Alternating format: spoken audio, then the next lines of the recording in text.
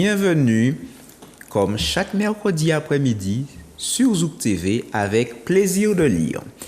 Et comme chaque mercredi après-midi, j'ai la joie, le plaisir de recevoir des invités. Aujourd'hui, je vais recevoir un monsieur. Nous disons bonjour à... Bonsoir Stéphane, toujours agréablement accueilli à plaisir de lire. Donc, je vous remercie de m'avoir invité à nouveau. Merci beaucoup Stéphane pour ta générosité et ton goût de la lecture que tu permets de partager avec les téléspectateurs. Donc comme chaque mercredi, dans Plaisir de lire, nous aurons la possibilité d'apprendre de nouvelles choses, revoir des choses que nous connaissons déjà et puis réfléchir un petit peu sur notre façon de faire, nos comportements. Et je pense qu'avec Stéphane, on ne va pas faire une exception à la règle. Donc, de quoi vas-tu nous parler aujourd'hui? Aujourd'hui, après mûre réflexion, je me suis dit que on va parler de sujets qui intéressent tout un chacun, aussi bien personnellement qu'en famille ou qu'au niveau professionnel. On va parler de formation. Mais la formation au sens du développement personnel. D'accord. Voilà. C'est de ça qu'on va parler cet après-midi. Donc, formation. Qu'est-ce qu'il faut comprendre par formation? Est-ce que c'est la même chose que formation professionnelle, se former à un métier? Comment il faut comprendre ce terme de formation? Bien, ce serait plus la formation au sens de... au niveau du leadership. D'accord? Parce que souvent, on aime bien mener sa barque, d'où l'expression, mais on n'a pas toujours tous les outils pour pouvoir encadrer, accompagner, former donc les personnes qui sont dans notre entourage, les personnes qui travaillent avec nous, ça peut être même dans la famille, à différents niveaux. Donc, on parle des fois de se former à titre individuel, mais on n'a pas toujours les outils pour se former en tant qu'équipe. C'est ce qu'on va voir en fait cet après-midi. D'accord. Et quel est le titre de ton ouvrage? Eh bien, le titre de mon ouvrage, c'est Formation 101 de John C. Maxwell, qui en fait nous explique ce que tout leader devrait savoir. D'accord? Donc, dans la formation, il y a un large choix. C'est clair qu'il y a la formation professionnelle au fur et à mesure du temps, mais là, on va parler de formation en termes de développement, se développer soi, et quels sont les outils, quelle approche qu'il faut avoir pour pouvoir s'orienter, orienter l'autre, encadrer l'autre, accompagner l'autre, transmettre le savoir, surtout, et s'assurer qu'il soit bien transmis pour qu'à leur tour, ceux qui ont reçu puissent être capables de le transmettre à ceux qui les suivront par la suite. Alors, j'ai une petite question. Je me mets à la place de certains de nos téléspectateurs qui doivent se dire leader, ça c'est un grand mot. Moi, je suis plutôt un suiveur ou bien un leader. Je ne suis pas né leader, c'est pas pour moi. Est-ce que ces personnes-là peuvent vaquer une autre occupation? Est-ce que ce livre-là n'est pas fait pour eux ou ils peuvent trouver quelque chose d'utile? Effectivement, en termes d'utilité, on a tous en fait des profils différents. On a une façon d'aborder les informations. Et en fait, il faut être ouvert. Un peu comme un livre. Le livre, quand on l'ouvre en général, il n'a pas de préjugés. Il ne sait pas qui sera amené à le dévorer ou à acquérir la connaissance. Mais il est toujours bon d'apprendre, je pense. En ce sens où ça nous fait une connaissance en plus, à titre personnel, et aussi savoir aussi comment appréhender les choses de la vie de tous les jours, notamment il y a les sports individuels, il y a les sports d'équipe. Et on remet souvent les honneurs au leader, au meneur, à l'entraîneur, mais derrière tout ça, il y a une équipe, donc un peu comme les chefs d'entreprise. Ils managent les équipes, ils managent leurs employés et tout. Mais ce qui fera la différence, ça sera l'approche.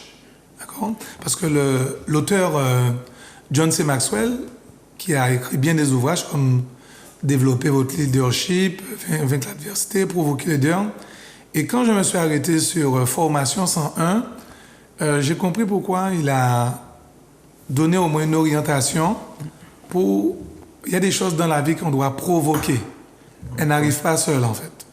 Donc, il nous faut mettre des actions pour qu'elles viennent à nous. Donc, c'est dans ce sens-là que j'ai voulu revoir les principes de base du leadership, parce que je me rappelle, j'aimais bien jouer au foot, et il y a l'aspect où on dit, ouais, mais tu es personnel à force de tenir le ballon, et la notion de distribuer le ballon pour que nous tous, avec la contribution de chacun, on va en parler, avec ses forces et ses faiblesses, il peut amener un but. Donc on peut voir, sans les nommer, dans l'équipe de France, il y en a certains, il y en avait notamment un des meneurs qui a été très critiqué parce que bon, il avait, je crois même raté un penalty, il a raté des buts, tout ça. Donc il y a beaucoup de gens qui n'étaient pas contents. Mais il ne faut pas oublier que l'équipe, c'est ensemble. Donc on a tendance à comment dire, c'est assez opaque dans l'esprit des gens. On est toujours d'accord pour gagner et tout, mais quand il y a des périodes qui sont moins évidentes, les accepter aussi. Pourquoi on n'accepterait que lorsqu'on gagne? C'est vrai qu'on aime bien gagner, on aime bien avoir les honneurs et tout, mais il faut savoir accepter aussi quand ça ne va pas, quand ça ne se passe pas ou que ça se passe différemment.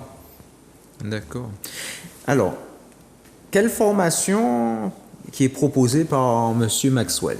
Alors, en fait, dans sa formation, dans ce livre, Formation 101, il y a environ 7 chapitres.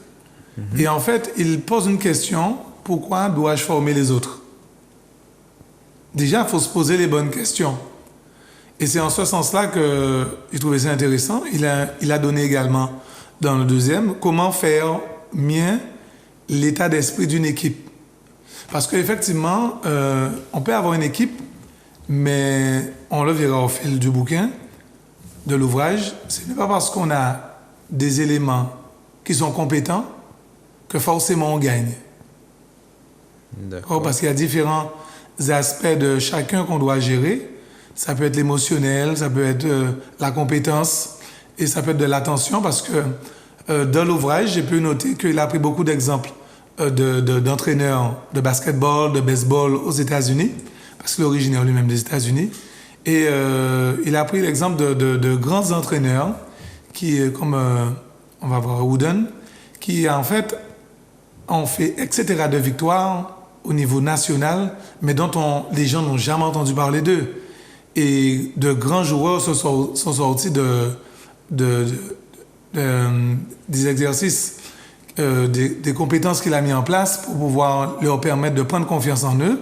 Et au jour d'aujourd'hui, sont devenus de très, très, très grands joueurs, comme Abou Jamal Hakim, donc, qui était très connu aux États-Unis et qui a fait de grandes prouesses, donc qui a même rencontré Michael Jordan et tout ça. Donc, on constate que y a aussi l'aspect où les personnes, en fait, quand ils posent la question « Pourquoi dois-je former les autres ?», il y a une question qu'on ne se pose pas, c'est qui est-ce qu'on aimerait avoir comme un peu comme mentor.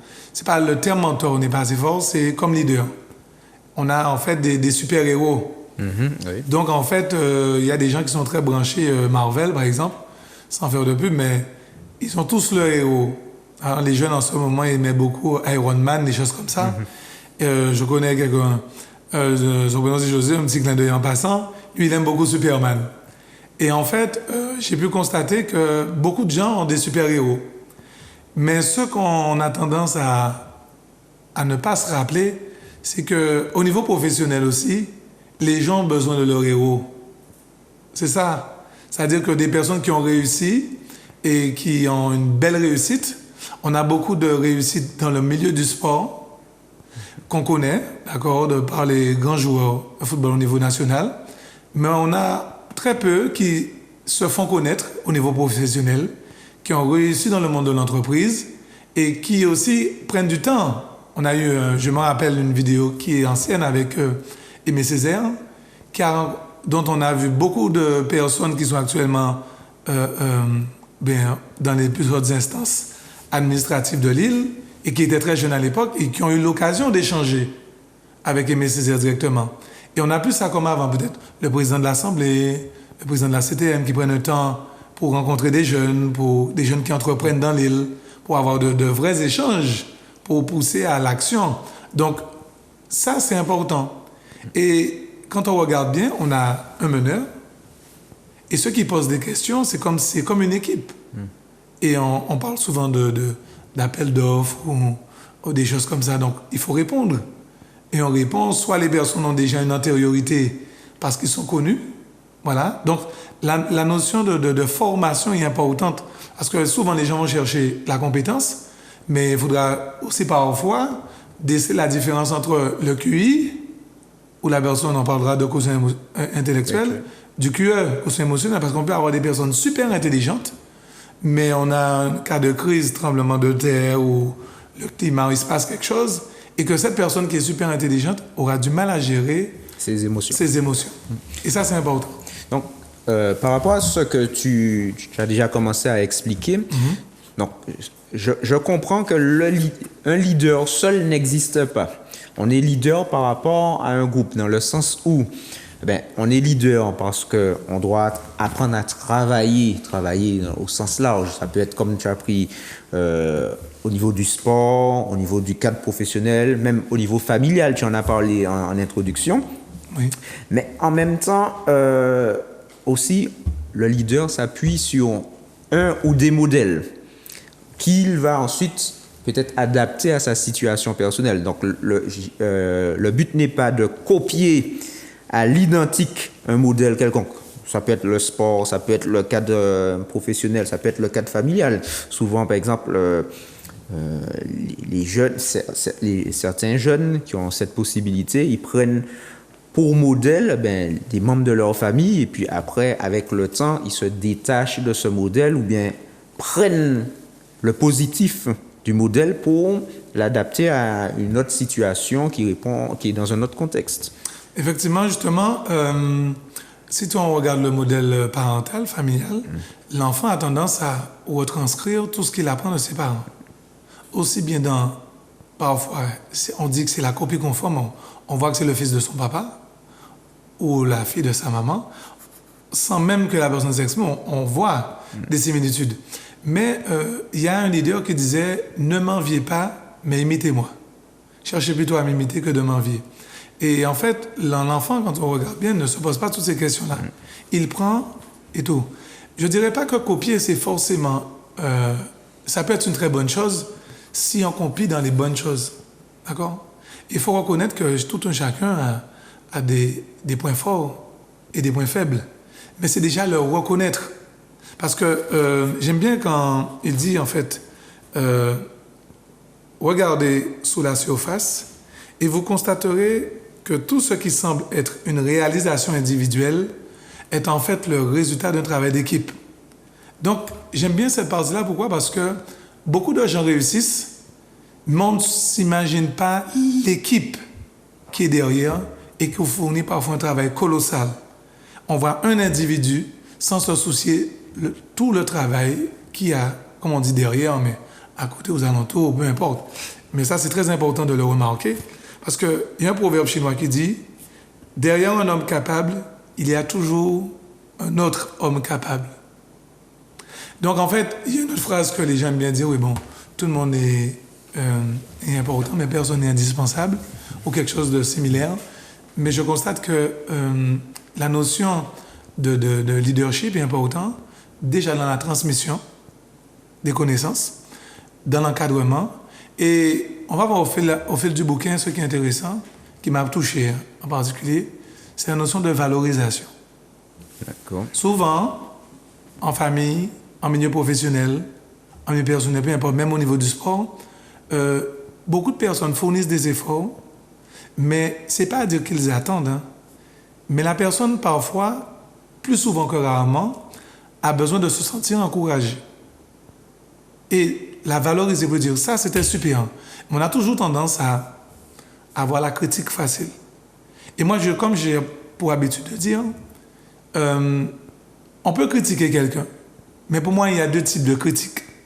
La critique destructrice, où il est facile de dire des mauvaises choses à quelqu'un quand elle ne fait pas bien. D'accord? C'est facile, ça. Mais il y a la critique constructive. C'est-à-dire que je suis d'accord pour qu'on me dise que telle et telle chose, tu ne le fais pas bien. Mais ce qui fera la différence, c'est que l'on m'en apporte la solution qui va avec. Là, c'est déjà un autre niveau. Parce que ça dénote d'une réflexion. Et donc, dans le travail d'équipe, je peux voir qu'il travaille beaucoup sur ça. Il disait, les équipes font appel à plus de gens, mettant ainsi en jeu davantage de ressources, d'idées et d'énergie que ne le ferait un individu.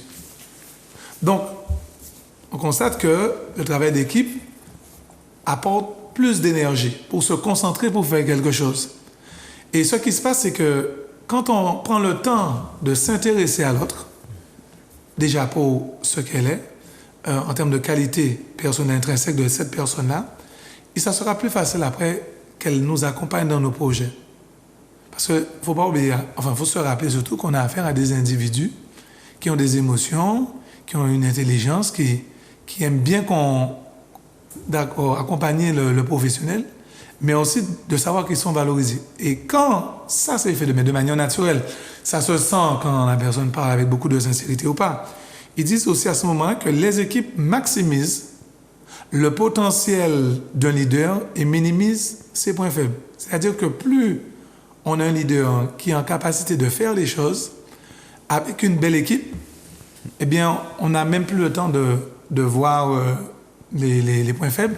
Pourquoi? Parce qu'il y a quelque chose qu'un vrai leader a toujours, la vision.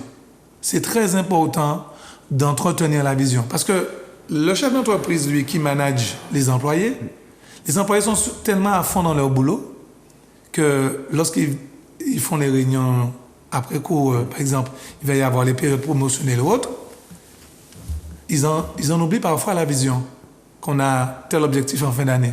Et ce qui fait la différence entre une entreprise qui réussit et une entreprise qui réussit moins bien, c'est la capacité du meneur, du chef, ou peu importe comment on l'appelle, de prendre soin de ses employés, de s'y intéresser et de travailler à ce qu'ils optimisent leur capacité, leurs compétences au sein du travail, mais de le faire avec beaucoup d'entrain, beaucoup de joie, que ça soit vraiment une joie d'aller au travail.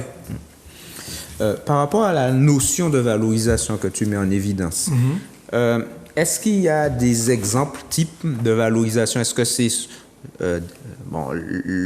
l'exemple classique qui viendrait, ce serait peut-être une petite parole, dire « Ah ben merci beaucoup, tu as fait du bon travail ». Est-ce que ça s'arrête à là ou il y a plusieurs degrés, plusieurs niveaux dans la valorisation? Alors, effectivement, dans la valorisation, il y a plusieurs degrés. Alors, par rapport à ça, je vais faire allusion à ce qu'il a dit. Alors, en fait, avant d'arriver là, il faut savoir ce que la personne a comme motivation personnelle. Notamment, l'expression que les gens utilisent, arrête de rêver, est à proscrire. Au contraire, il faut leur dire d'oser rêver. Parce que les personnes ont des rêves enfouis en elles qu'elles aimeraient réaliser. Il y a certaines personnes qui remercient même leurs professionnels, ceux qui les encadrent, parce qu'à travers leur boulot, se sont épanouis. Ils sont très reconnaissants. Peut-être ils sont à leur position, ils restent à leur place en tant qu'employés, mais ils se sentent épanouis. Il y en a d'autres qui se démarquent et qui, eux, on sent qu'ils ont envie de manager, qu'ils ont envie. Et à ce moment-là, c'est au leader de comprendre que j'ai affaire à une personne qui a un potentiel, qui se démarque, qui a besoin de réussir. Donc, c'est oser rêver. Donc, donner envie à la personne de se surpasser. En deux, préparer le rêve. Ça, je ne savais pas. Donc, préparer le rêve, c'est faire des actions concrètes, personnellement, au sein d'entreprise, familialement, être prêt à saisir l'occasion lorsqu'elle se présentera. Parce qu'à un moment donné, dans notre parcours de vie professionnel, il y a des occasions qui se présentent à nous. Elles arrivent à un moment donné, et il faut savoir les saisir. Et les reconnaître. Par définition, si on veut la saisir, c'est qu'on l'a perçue. Et il faut oser. Il faut oser faire la différence. Ensuite, revêtir le rêve. Alors moi, j'en revenais pas. Revêtir mon rêve. Comment je peux Bien. En une phrase, ou quelques mots, s'il fallait revêtir ton rêve, Ludovic, qu'est-ce que tu ferais? S'il fallait revêtir mon rêve, Ouais. En une phrase simple. l'accomplir, le réaliser. Oui. Donc, en résumé, aller de l'avant. D'accord, Le rêve n'a de sens que si on fait les choses. bien sûr. Et ensuite, chose qu'on doit faire, ah oui, l'expression, ah oui, mais j'aime pas partager mon projet, parce que si je partage, on va partir de mon projet, l'adage. Mais on peut prendre notre projet, mais parfois c'est mieux pour nous dépasser. Quand on prend l'histoire de Steve Jobs, Steve Jobs il a été licencié de son entreprise. Si les gens savaient le nombre de chefs d'entreprise, éminents chefs d'entreprise, qui ont été écartés de leur propre structure, et ce sont ces moments-là qui les ont déclenchés pour qu'ils puissent se surpasser. Comme dit maman, petit coucou à passant maman, ne jamais blâmer de contrariété. J'ai pris du temps pour comprendre ça. On se fâche pour des choses, mais qui n'en valent pas la peine. Et j'aimais bien un film sur le pilotage que j'ai vu avec des commandants. Il y avait un collègue qui lui disait ah non, mais telle personne m'énerve, j'ai envie de faire. Écoute, il lui a dit écoute, garde toute ta hargne pour lorsqu'on devra combattre.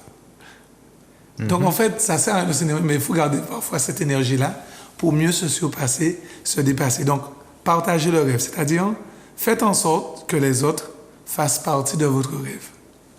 Et il grandira au-delà de toutes nos espérances. Alors, c'est vrai que c'est quelque chose qui me vient à l'esprit, mais il y a quelque chose qu'il faut faire, effectivement, qui va englober tout ce qu'on dit là. Il faut être capable de noter ses buts, de l'écrire. Il faut vraiment l'écrire. C'est-à-dire qu'on a la pensée, on y pense, mais il est important de le noter. À quelle fréquence tu suggères? Alors, Est-ce qu'il faut le faire tous les jours, par semaine, par mois? Effectivement. Ou comme certains, à l'approche de la nouvelle année? Eh bien, à ce moment-là, on va évaluer les besoins, parce qu'il faut déjà savoir ce dont on a besoin. Les gens ne font pas la différence entre ce qu'ils veulent et ce dont ils ont besoin.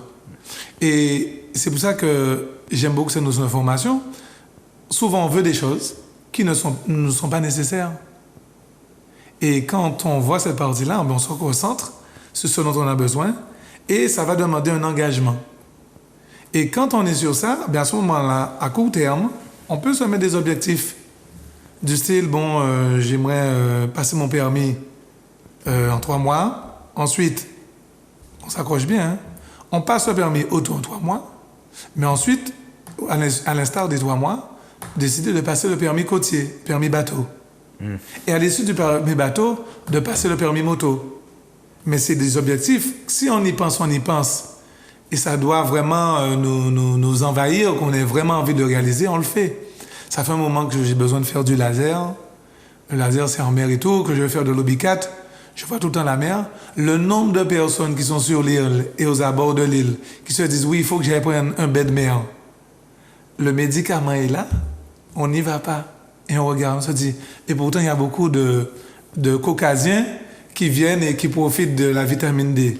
Il nous appartient aussi de nous mettre des objectifs et de les réaliser. Qu'est-ce qui fait justement, pour prendre l'exemple du bain de mer, qu'est-ce qui fait que certains iront à l'eau, d'autres n'iront pas? Les objectifs et le but.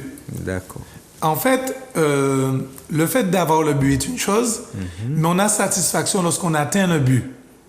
Et le plus important lorsqu'on atteint le but, c'est de se dire, mais en quoi je peux élever ces buts pour que ça soit mieux? Exemple, je me rappelle, je suis avec une amie, on a décidé de faire le tour de l'île. Elle avait une bonne idée. On s'était dit, bon, avec le Covid, c'était pas évident. Et qu'en fait, il y avait différentes plages. Et elle avait l'idée de prendre une photo de toutes les maisons abandonnées. Elle trouvait ce projet super. Elle voulait en faire un book. Et toutes ces maisons abandonnées, en faire un pressbook pour faire savoir aux gens qu'il y en a un patrimoine et qu'il faudrait faire quelque chose. Et effectivement, et moi, ce qui m'intéressait de comprendre, de connaître, c'est les différentes plages, et notamment les extrémités. Donc, on a de l'Anse-Couleuvre au Cap-Macré vers Sainte-Anne, mais des plages qui sont superbes, et de voir qu'on ne bénéficie pas de ces avantages-là. C'est vrai qu'après une certaine, il y a des moustiques, mais on va y penser. Et tout, c'est une question d'organisation. Donc, j'ai compris que quand on le veut, on peut faire les choses, mais il faut le vouloir, mais vraiment. Et d'ailleurs, je vais vous partager un peu l'engagement. Il dit que, alors, demandez un engagement à chaque personne qui veut réaliser un but. Et il dit, comme Chad Elmstetter l'affirme dans son ouvrage, intitulé You Can Excel in Time of Change, donc c'est américain, il dit, c'est le but qui modèle le plan. C'est le plan qui détermine l'action. C'est l'action qui conduit au résultat. Et c'est le résultat qui apporte le succès. Est-ce que tu peux reprendre, s'il te plaît? Ah bien oui, on l'a refait moins crispé, oui, sinon la pulpe reste en bas. Alors, c'est le but qui modèle le plan. C'est le plan qui détermine l'action. Oui. C'est l'action qui conduit au résultat. D'accord. Et c'est le résultat qui apporte le succès. Ça, c'est... Et il dit, et tout commence avec un mot tout simple, le but. En tant que formateur de leader, il dit, nous devons initier les membres de notre équipe à la pratique de l'établissement d'objectifs et d'atteindre les buts. J'avais un livre que j'avais du mal à lire, c'était « Comment se fixer des buts et les atteindre ». Eh bien, j'ai enfin touché du doigt comment mettre des objectifs. Je me fixe de petits buts, même si c'est pour marcher à pied, pour aller acheter le pain. Moi, j'aime bien le pain au beurre. Je me dis, je vais marcher un peu et je vais commencer comme ça. Je commençais ensuite, je dis, je vais marcher plus loin pour aller à la mer. Et double objectif, donc je marche, donc je vais perdre un peu le bacon. J'ai un ami à Saint-Joseph qui dit que lorsque son père prenait du poids, il dit, papa, il faut faire attention pour ne pas prendre trop de bacon. Donc, tout ça pour te dire qu'on met des objectifs en place, on fait les choses, on se donne des objectifs, mais on les fait. Et je suis content. Donc, notamment, le livre de la formation 101 de John C. Maxwell nous apporte énormément dans le sens où il nous apprend à travailler. C'est clair qu'on peut travailler individuellement, mais travailler en équipe. Parce que je ne savais pas qu'il y avait en fait des éléments qui nous empêchaient de travailler en équipe. Ça peut être l'ego. Mais quand c'est l'ego, on doit se demander, mais combien de temps il faudra pour réaliser que c'est impossible de réaliser de grandes choses seul. Quelle que soit la chose, même la vie de famille, hein, c'est ensemble. Et même si c'est ensemble. Et justement, Andrew Carnegie l'a déclaré, vous marquez un pas décisif le jour où vous réalisez que certaines personnes peuvent vous aider à accomplir ce que vous ne pourriez achever tout seul. Donc, pour réaliser de très grandes choses, oubliez votre ego et préparez-vous à faire partie d'une équipe. On n'ose plus être dans la confiance et tout, mais on peut commencer par de petites actions. Et en fait, c'est en cela que je suis content. Par exemple, on a des activités de jeux de société qu'on peut faire ensemble, en famille et tout ça. Et c'est toujours bon de commencer comme ça. Donc, par rapport à ce que tu dis, le côté où je fais les choses seul, je me débrouille seul, je n'ai besoin de personne, en réalité, c'est plus de l'ordre du mythe. Voilà. En fait, c'est pas que de l'ordre du mythe, mais il y a des personnes qui se sont tellement endurcies et qui ont été parfois déçues de vouloir travailler avec l'autre en équipe. Mais en fait, c'est pas qu'ils sont déçus. C'est la manière de réceptionner l'information. Pourquoi on serait déçu? Parce que ça ne se serait pas passé, ça se serait pas bien passé avec quelqu'un d'autre.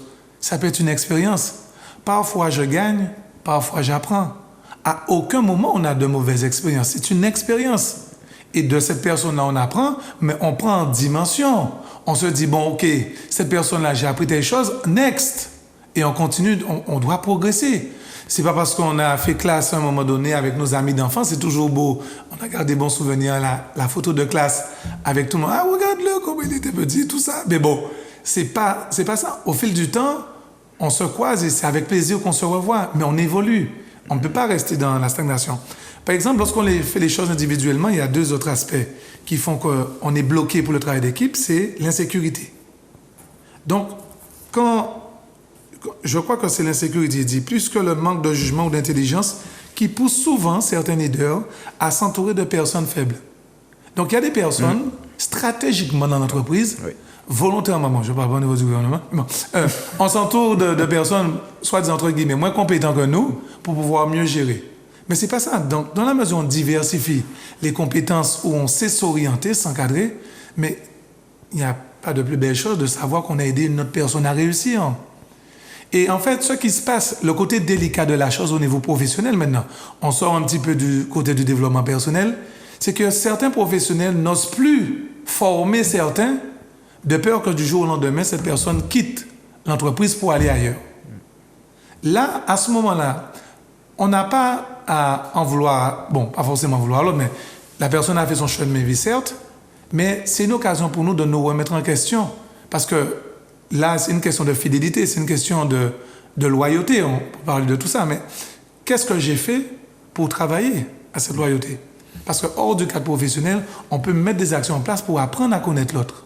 Tout à l'heure, tu as expliqué qu'il n'y a pas de mauvaise expérience. Il y a des expériences. Il y a des expériences, oui. Et s'il y a une mauvaise expérience, c'est parce c'est notre perception, c'est nous qui avons décidé de la désigner comme mauvaise expérience.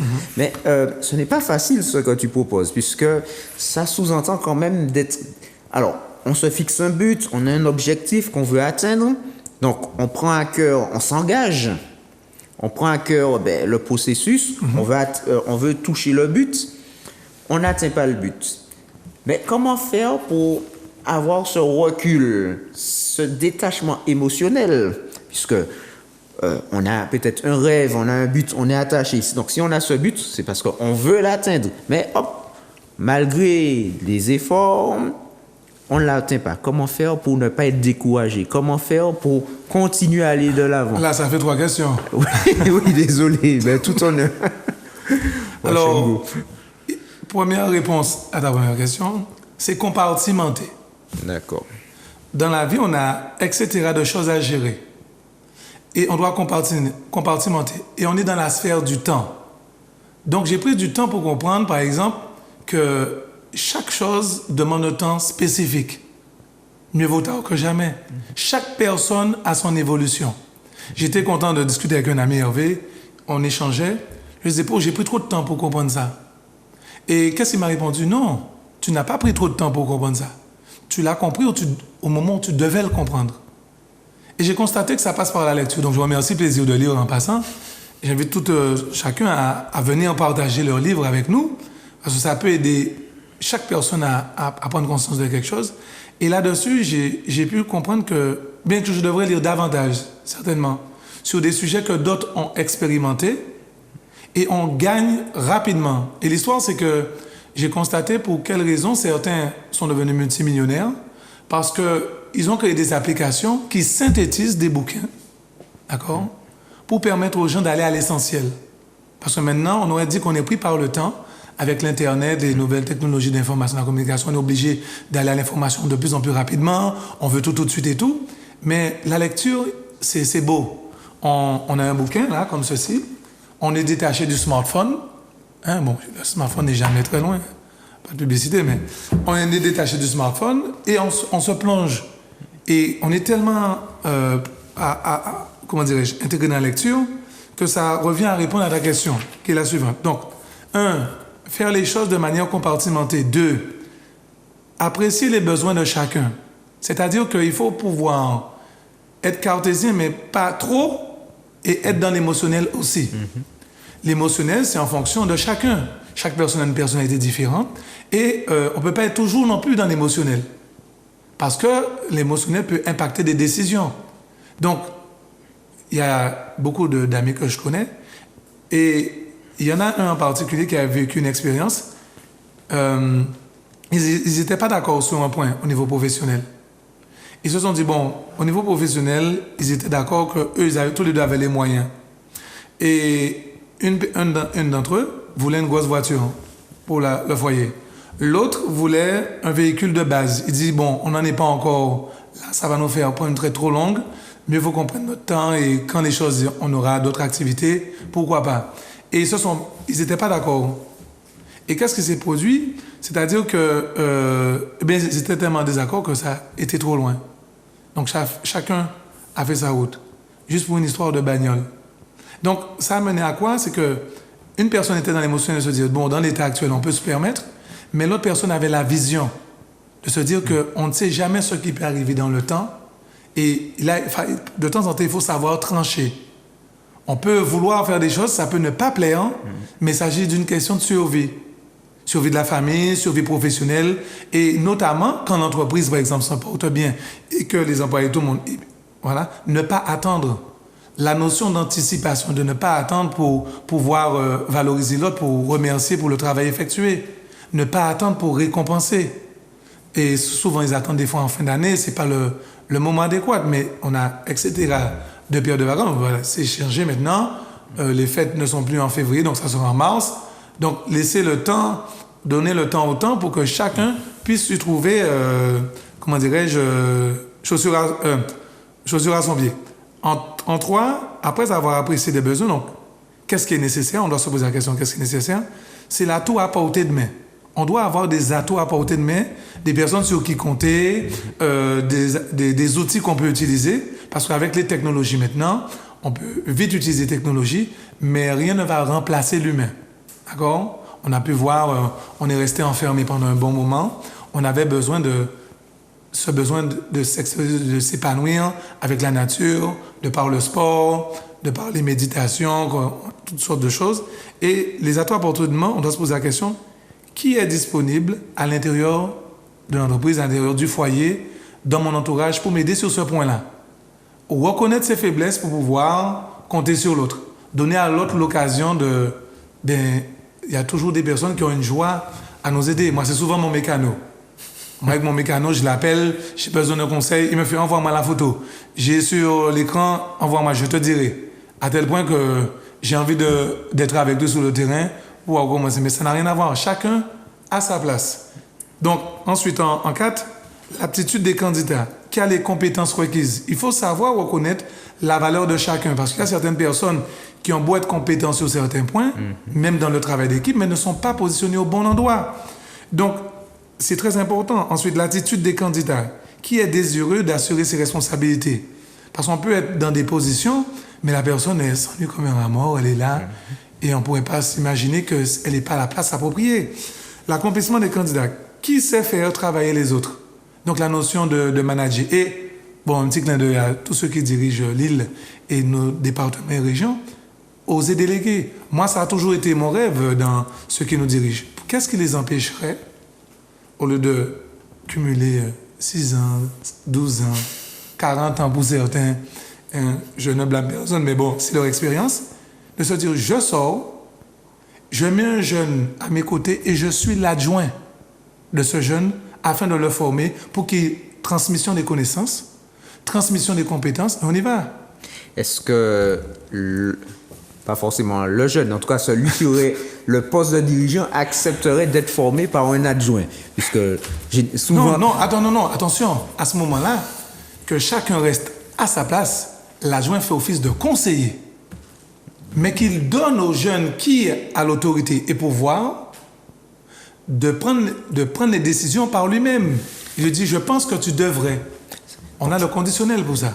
Ce qui sous-entend que la personne à la direction ferait quand même preuve d'humilité. Ne se dirait pas que c'est moi le chef, comme je suis le chef, je sais comment mener la barque, on va faire les choses à ma façon. Alors, c'est très intéressant. Il peut faire sa façon, mais il y a une réponse à ça dans le livre. Le leader qui refuse de prendre les risques qui sont associés au changement se prive de tout épanouissement. Je répète, le leader qui refuse de prendre les risques qui sont associés au changement se prive de tout épanouissement. Parfois, il peut y avoir un désaccord, mais on laisse l'autre se rendre compte jusqu'où va le raisonnement, les conséquences de sa décision. Il doit grandir. Mais comment un parent dit, fais attention pour ne pas tomber, mais au bout d'un moment, il faut que l'enfant tombe pour qu'il comprenne que ça fait mal quand on fait telle chose. Il est tombé au sol, mais la différence avec nous, les enfants parfois ils tombent tout de suite, en fonction du niveau, bien sûr, de la douleur, tout de suite ils reprennent, ils repartent. Ils vous ont déjà oublié. Mais nous, lorsqu'on a mal, lorsqu'on doit diriger, rares sont ceux qui tout de suite reprennent le vélo et repartent. Donc, c'est très important de se dire, alors, on a besoin, en tant que formateur de leader, par exemple, quand les deux s'associent, de 3 choses. D'un modèle, donc le leader qui fait son travail avec compétence et cohérence. 2, on a besoin d'un leader, de mentor, c'est-à-dire un conseiller. Là, il fait office de mentor. Il a déjà son expérience du terrain. Il laisse l'autre faire, mais il transmet. Il faut qu'il ait la délicatesse, l'observation, savoir comment transmettre. Il peut y avoir un désaccord, mais ça lui donne une occasion de se remettre en question sur la transmission des connaissances. Peut-être il n'a pas compris ce que j'ai voulu lui dire. Je essaierai de lui enseigner ça différemment. Ce n'est pas forcément une épreuve. C'est une autre approche à avoir. Peut-être qu'il n'est pas prêt à ce moment-là. Donc, on a le leader qui fait son travail, compétence et cohérence. Le mentor qui conseille, qui partage la vision, ça peut être de l'entreprise ou qui transmet aux autres. Son expérience, c'est pour lui un atout. L'expérience, à un moment, devient un atout pour l'autre. À condition que l'autre ait suffisamment d'humilité pour accepter que ça devienne un atout pour lui. Ensuite, le formateur doit être un inspirateur. Donc, il y a des gens dans notre entourage qui nous inspirent. Et je me rappelle d'un chanteur que j'aimais beaucoup, en la personne de Gilles Floreau, qui, lorsque j'entendais ces chansons, ça m'inspirait. Pourquoi? Dans la poésie. J'aimais bien me mettre dans la poésie. Si longtemps t'attendre, pour aussi peu à l'instant t'entendre, des choses comme ça. Donc, ça amène à bien des choses. Et à tel point que toute bonne relation de mentorat et d'encadrement commence par une relation personnelle. Plus les membres de votre équipe apprennent à vous connaître et à vous apprécier, c'est très important, hein? Plus les membres de votre équipe apprennent à vous connaître et à vous apprécier, plus leur désir de suivre vos conseils et d'apprendre à vos côtés augmente. Donc, j'ai compris que c'est le fait de l'attention avec l'autre qui apporte ce plus. Et s'ils ne vous apprécient pas, ils ne voudront rien apprendre de vous. Et alors, le processus de formation ralentit ou même s'arrête. Donc, là-dessus, on peut voir que c'est important de se fixer des buts, de les atteindre, d'oser rêver, de définir les objectifs. Donc, je donne l'exemple, j'encadre et je guide, j'observe, je motive, je multiplie. Autant de points qui sont nécessaires pour nous donner plus de responsabilité, parce que la responsabilité va de pair avec l'autorité. On ne peut pas simplement avoir une autorité, exercer des pouvoirs et ne pas mettre en cause la responsabilité. Parce que le progrès est impossible sans cette conjugaison des deux. Qu'on se le dise, hein? Donc, je vais finir avec une phrase de Winston Churchill. Vas-y. Elle est superbe. Vous pouvez la noter, hein, si vous voulez, chers téléspectateurs, n'est-ce pas? Il s'adressait à la Chambre des communes pendant la Seconde Guerre mondiale. Et voici ce qu'il dit. Et je termine là-dessus. Je suis votre serviteur. Winston Churchill qui parle. Vous avez le droit de me destituer quand bon vous plaira.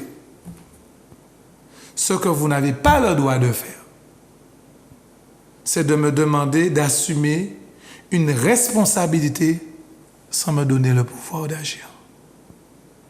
Ça, c'est important. Donc, il est beau de blâmer, de dire des choses, mais à quel point qu'on a donné pouvoir pour que la personne prenne toutes les responsabilités. Et je vous remercie, mais la suite au prochain épisode. Et ciao, bonsoir. En tout cas, merci beaucoup Stéphane, c'est toujours un plaisir de t'écouter. Tu nous permets de questionner notre fonctionnement individuel, collectif, familial, professionnel. En tout cas, est-ce que tu peux nous rappeler le titre de ton ouvrage? Donc, l'ouvrage s'intitule Formation 101, principe de base.